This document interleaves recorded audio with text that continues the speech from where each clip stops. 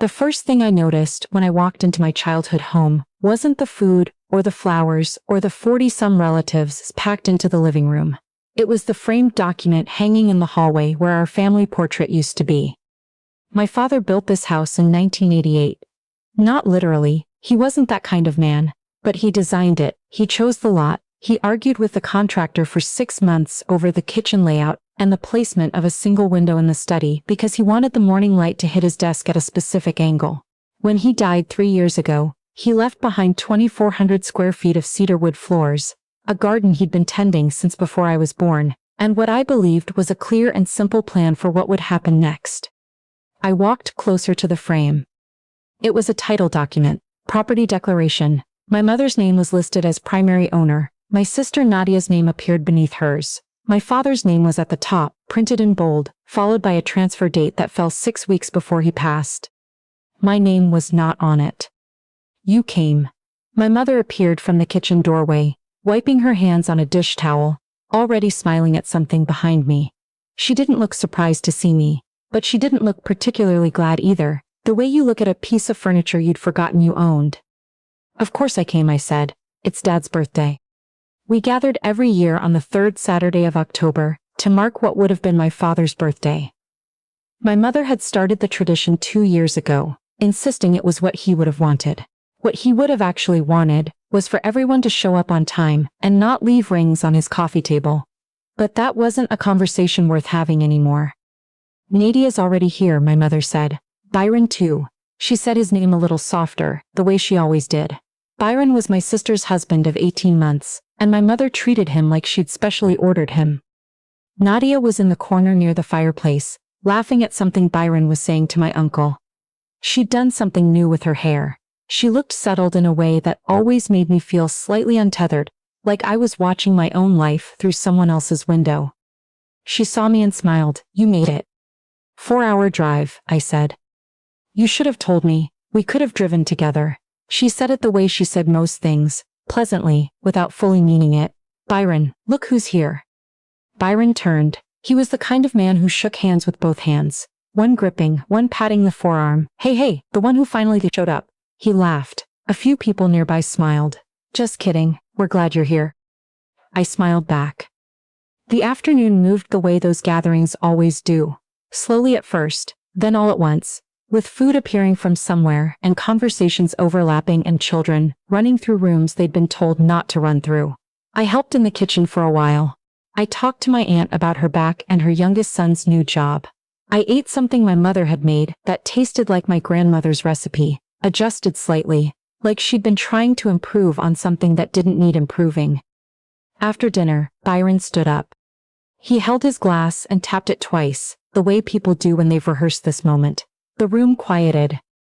I want to say something about this family, he started, because I married into it, and I think that gives me a perspective some of you don't have. He looked around the room with the confident ease of a man who believed he was universally liked. This family has been through a lot. Losing the man who built this home, who held everyone together, that was hard. I didn't know him, and I wish I had, but I've come to know what he left behind. A legacy, a home, a family that knows how to keep going. He paused, his eyes moved across the room. They landed briefly on me. Some of us have been here through all of it, he said. Present, consistent, doing what needed to be done without being asked. And I think that means something. I think that should be recognized. He raised his glass toward my mother and my sister. To the women who kept this family whole. The room raised their glasses. Someone said amen. My mother pressed her fingers to her heart. I held my glass and didn't drink. My younger cousin Renata, who was 12 and entirely unaware of the social architecture she was navigating, leaned over and whispered, "Does he mean you too?" I told her yes and took a sip of water.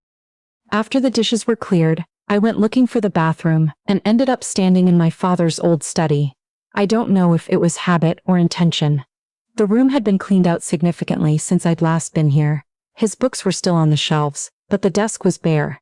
The filing cabinet in the corner, the one he'd kept locked with a small brass key he wore on a lanyard, was open. The drawer inside held a folder labeled in my mother's handwriting, my father's full name, followed by the word estate. I stood there for 3 seconds. Then I took out my phone and photographed every page. I drove home that night instead of staying over. I told my mother I had an early morning. She nodded and handed me a container of leftovers without looking up from the sink. I sat in a rest stop parking lot off I-85 at 10:30 and went through the photographs one by one. There were 11 pages. I had to zoom in to read most of them, and my eyes were tired from the drive. But by the second page I understood that something was wrong. My father had a will. I knew this. I had been present when he discussed it, or rather, I knew it existed because he'd told me during one of his last coherent weeks, when he was still clear enough to have real conversations. He'd been sitting up in his bed, the room where I'd slept on a cot for 7 months because I was the one who moved back home to take care of him, and he told me he wanted the house placed in a trust for both daughters equally. He was specific about it. He said both. The document in that folder did not say both. There was a trust, yes. It had been established through a title company 4 years before he died. But there was an amendment, dated 8 weeks before his death, when he was already on hospice, when he could barely hold a pen. The amendment transferred sole beneficial interest in the property to my mother, and upon her passing, to my sister. My name had been removed. I sat in that parking lot until a truck driver knocked on my window to ask if I was okay. I thanked him and pulled back onto the highway. My father's college roommate Emmett had worked as a CPA for 30 years before he retired. He and my father had stayed close. Lunch every few weeks until my father got too sick to leave the house. And then Emmett had come to the house instead, sitting in the garden with him, talking about whatever old friends talk about when they know the time is getting shorter. When my father died, Emmett was one of 3 people who came to the hospital. I called him the Monday after the gathering. He listened without interrupting. When I finished, he was quiet. "Can you send me the photographs?" he asked. "Yes. All of them." He called back 2 hours later. "The amendment," he said. "Did your father ever mention wanting to change the trust?" "He told me specifically that both daughters would inherit equally." A pause. "The signature on this amendment doesn't look right to me. The date, 8 weeks before he passed, he wasn't in any condition to be signing legal documents. I was there. I saw him. Could it have been signed without him knowing what it was?" Emmett didn't answer for a moment. "There are people who would need to be asked about this. The title company that processed the amendment, the notary on that page, and whoever had access to your father during that window." I knew who had access, my mother, and my sister, who had arrived for the last 3 weeks of my father's life after spending most of his illness 2 states away. "Is there a way to find out if the signature is genuine?" "There's a way to find out a lot of things," he said, "but you need an attorney first." I found one through a colleague at work, a woman named Miss Okonkwo, who specialized in estate disputes. She had a small office downtown, books stacked on every surface, and a manner that was direct without being unkind. I laid out everything, the document on the wall, the amendment and its date. What my father had told me from his bed, what Emmett had said about the signature. She listened and took notes. "You cared for your father at home?" she asked. 7 months, I took unpaid leave. I slept on a cot in his room for most of it. She wrote something. "Did you sign anything during that period or after his death? Family agreements, documents from the estate?" I thought about it. I signed some things when his accounts were being settled. My mother handed me a packet a few months after he passed. She said they were tax documents related to his pension benefits. "Do you have copies?" I didn't, but I knew where to start looking. "Don't contact your mother or your sister about this yet," Ms. Okonkwo said. "Don't say anything that suggests you're looking into it." "Okay." She leaned forward slightly. "And I want you to understand something. What you believe happened may be exactly what happened, but we go by what we can prove." She looked at me steadily. "So let's find out what we can prove." The pension packet my mother had handed me turned out to be more than pension documents. Miss Okonkwo found it on the 3rd page, a single paragraph, embedded in dense boilerplate language about survivor benefits and account transfers, stating that I acknowledged my father's estate had been distributed in accordance with his final wishes, and that I waived any further claim against the property or trust.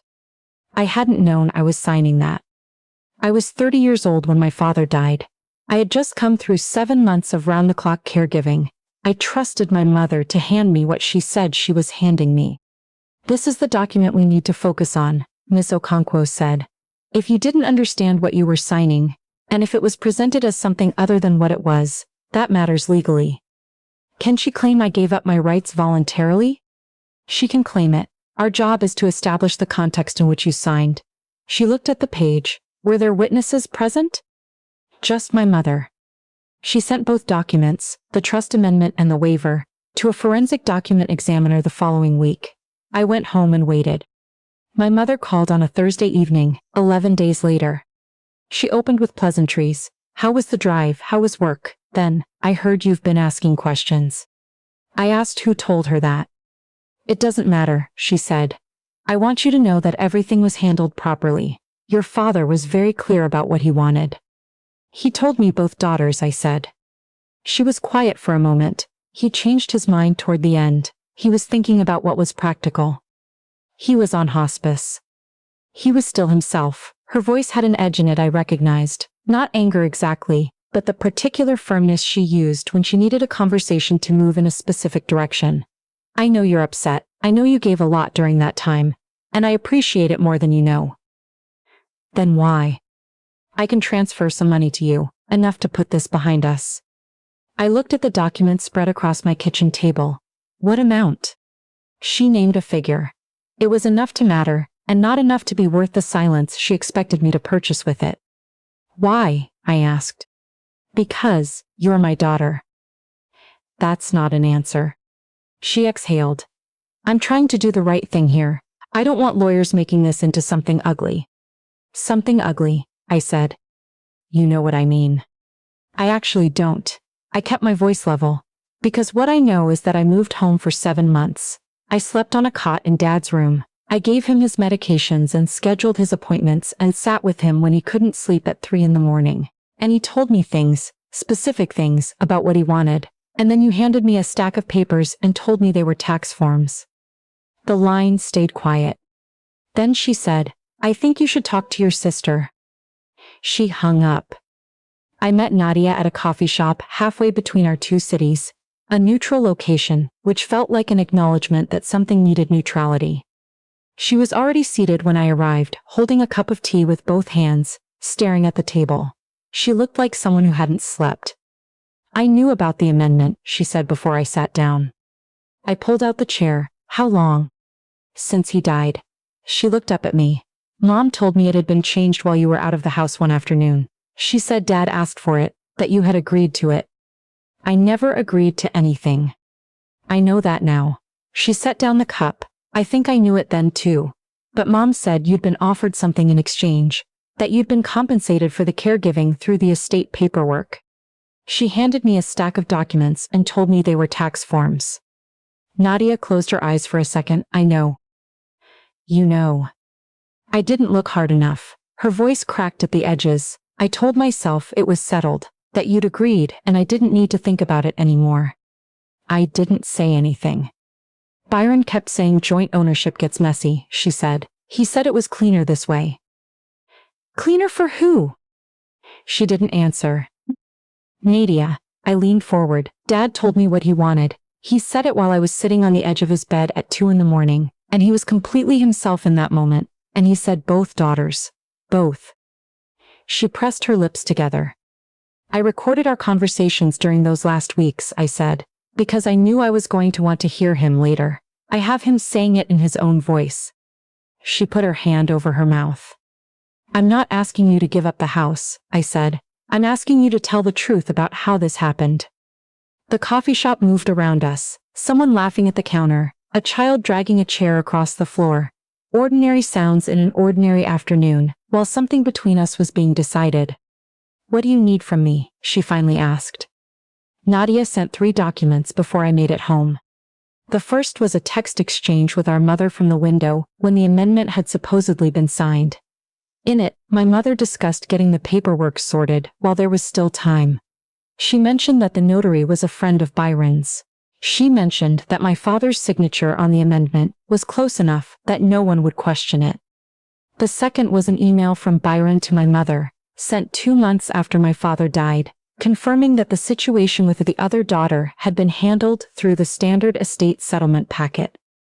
The third was a photograph, taken on my father's phone and sent to Nadia years earlier, of him sitting at the kitchen table with the original trust document in his hands, holding it up so both daughters' names were visible in the text. He had been proud of it. He'd sent it to her like it was good news because it was. The forensic examiner's report arrived 6 days later. Miss Okonkwo called me at 8 in the morning. "The signature on the amendment does not match your father's known signature samples," she said. "There are inconsistencies in pen pressure and letter formation consistent with someone attempting to replicate a signature rather than produce it naturally." I sat at my kitchen table and didn't speak. "And regarding the waiver in the pension packet, given the context you've described, and given that the document was presented to you under a false description, there are grounds to argue it was signed under misrepresentation." "What does that mean in practical terms?" "It means we have a case." Ms. Okonkwo filed the legal notice 2 days later. The response from my mother's attorney arrived within 48 hours, formal, dense, insisting all documents had been properly executed, and that I had voluntarily released my interest in the estate. Ms. Okonkwo placed it on the desk between us. "They're going to lean hard on the waiver. Can they prove I understood what I was signing?" "That's exactly the question we're going to make them answer." The negotiation took 6 weeks. My mother did not call during that time, neither did Byron. My sister texted once to say she was cooperating with whatever the legal process required. I thanked her and didn't push for more. The final proposal came on a Tuesday afternoon. Ms. Okonkwo and I read through it together. The trust would be amended to restore my interest in the property. I would receive compensation for the caregiving period, calculated by a third-party assessor, using the standard personal care attendant rates for our state. My mother's legal fees and mine would be offset against the estate. The fraudulent amendment would be formally set aside. My father's actual intent, the original trust, would be restored and recorded with the county. My mother would retain the right to live in the house for her lifetime. After that, the property would pass to both daughters, as my father had said. I read the final paragraph twice. "What are your thoughts?" Ms. Okonkwo asked. I looked out the window. Below the office, the street was full of ordinary afternoon movement, people walking, a delivery truck idling at a light, a woman laughing into her phone. Life doing what life does. "I don't want her removed from the house," I said. Miss Okonkwo waited. "She's 63 years old and she's lived there for 34 years. That's not what this is about." I looked back at the document. This is about what my father said. I want the record to reflect what he actually said. We signed the following Thursday. My mother signed first. Her attorney guided the pen to the signature line, and she signed without looking at me, her hand moving with the careful control of someone concentrating on not shaking. When the documents reached me, I read every page before picking up the pen. Afterward, in the parking lot, I sat in my car with the engine off for a while. I had a voice recording of my father's still saved on my phone, not one of the conversations about the trust, though those existed too, but a shorter one, 2 minutes. He'd been telling me about the day he first drove out to see the lot where the house was built. He'd been so specific, the way he always was. The exact street, the particular quality of the morning light. The feeling he had that this was the right place, that something good was going to happen there. I sat in the parking lot and listened to him talk. He sounded like himself. That was the thing about those recordings. In all the months I spent watching him become less, his voice on those recordings was still entirely, completely him. I don't drive past the house much anymore, not because I can't, but because I don't need to. It exists in the documentation now, in the restored trust, in the third-party assessment, in the county records that say what actually happened and who was always supposed to receive what. My father said both daughters. Now the paper says it too. A few months ago, I started volunteering at an estate planning clinic one Saturday a month, sitting across from people who need help understanding what they're signing before they sign it. Simple things, mostly. What a trust amendment actually does. What a waiver means. Why you should read every page of every document someone hands you. Even when you're grieving, even when you're exhausted, even when the person handing it to you is someone you've trusted your whole life. Last month, a woman came in with a folder her brother had given her after their father passed. He'd told her the papers were routine. They were not routine. I sat across from her and went through every page slowly. Take these home, I told her. Read them again when you're not tired. If something feels off, trust that feeling. Don't sign anything until you understand exactly what it says. She looked at me with that particular expression people get when they're trying to decide if you actually know what you're talking about, or if you're just saying what sounds right. I know, I said. I've been exactly where you are. That dinner, my father's birthday gathering, the framed document on the hallway wall, Byron's toast about the people who showed up. I still think about it sometimes. Not with the same cold shock I felt in the moment, but with something closer to clarity. If I hadn't stopped in that hallway, if I hadn't leaned in to read what was inside that frame, I might have waited another year, 2 years, 5, until the house was sold and the money was moved and the trail was too old and too cold to follow anywhere useful. That document on the wall was supposed to tell me something was settled. Instead, it told me to start looking. My father would have appreciated that. He spent his whole life telling me the most important information is usually the thing nobody thinks you'll bother to notice. He was right about that. He was right about most things.